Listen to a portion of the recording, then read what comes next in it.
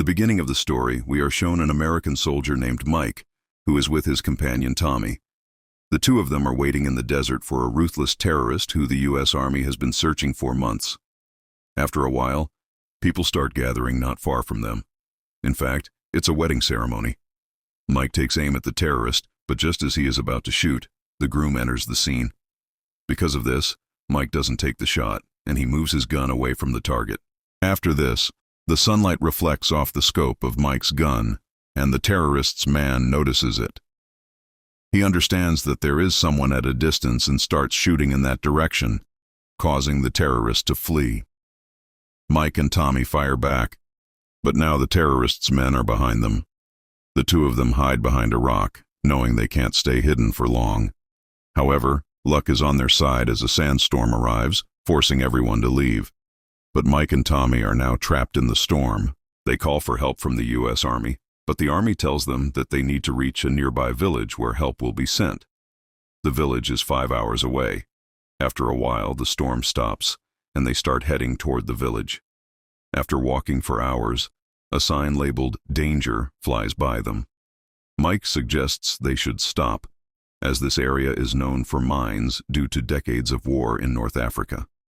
However, Tommy doesn't listen and insists that the village is not too far, and they have two options. Either they die of thirst or reach the village and survive. Though Mike doesn't want to go forward, he has no other option. Tommy moves ahead to show that there are no mines, but just then, his foot lands on a mine, causing a massive explosion. In the blast, Tommy loses both of his legs. As Mike tries to help him, his own foot clicks, and he realizes that he's standing on a mine as well. If he moves, he'll be blown up too. Despite the situation, he wants to help Tommy and tells him to call for help on the radio.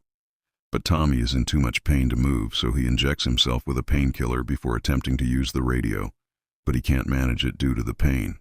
With no other choice, Mike decides to move forward, hoping that the old mines might not explode.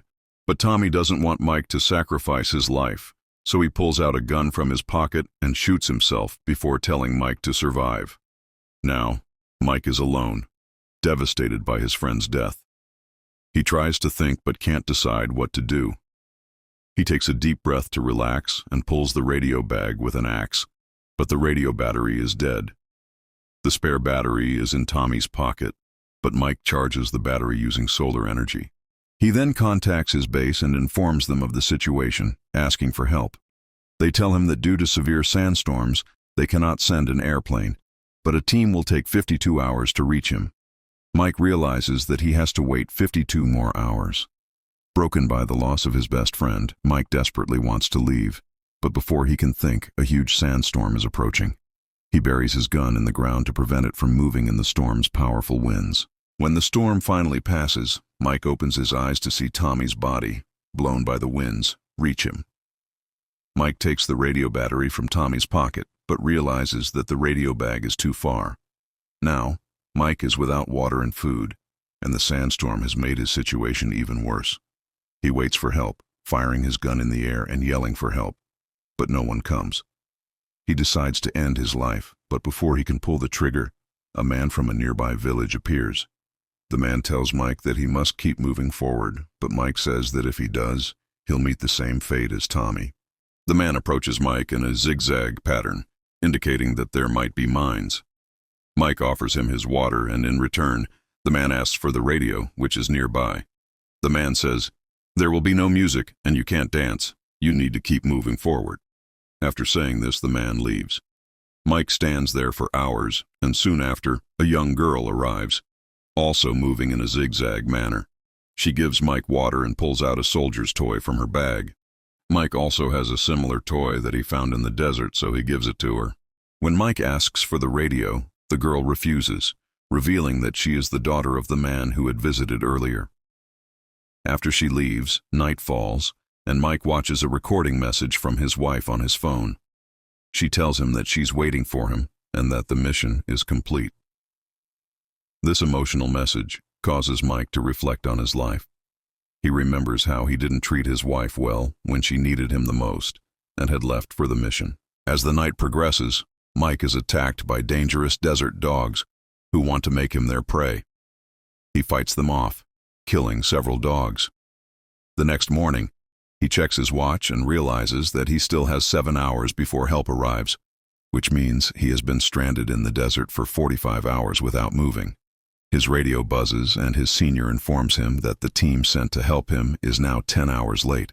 Mike is left with no choice but to wait 17 more hours. In the meantime, he hears his wife's voice on the radio, apologizing for not being there for her when she needed him. Mike regrets all his mistakes and remembers his mother, who had told him to keep moving forward in life, even in tough times.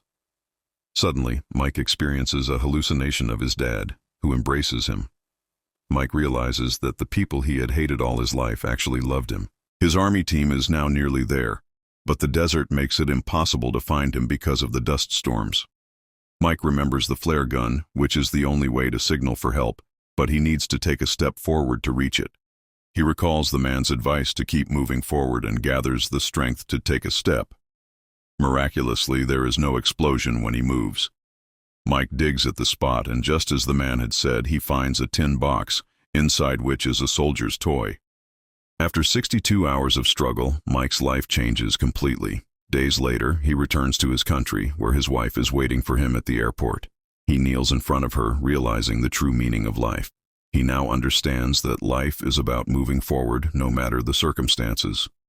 The story ends with the message that sometimes bad things bring good things into life, just like Mike and the man. Both of them chose to move forward in life. The movie ends here. Let me know which movie you want to hear the next story about. And if you liked this video, please like it and subscribe to the channel.